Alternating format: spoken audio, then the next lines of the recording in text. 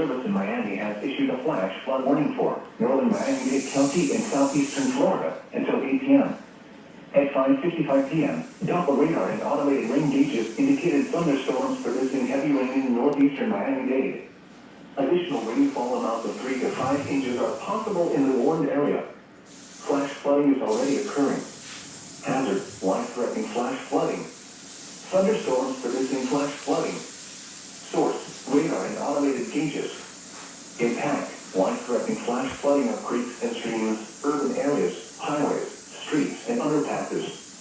Some locations that will experience flash flooding include Miami, Hialeah, Miramar, Miami Beach, Coral Gables, Key Biscayne, Surfside, Miami Gardens, Virginia Key, North Miami, Doral, North Miami Beach, Aventura, Miami Lakes, Hialeah Gardens, Sunny Isles Beach, Oaxaca, Miami Springs, Miami Shores, and North Bay Village. Turn around. Don't drown when encountering flooded roads. Most flood deaths occur in vehicles. Be especially cautious at night when it is harder to recognize the dangers of flooding.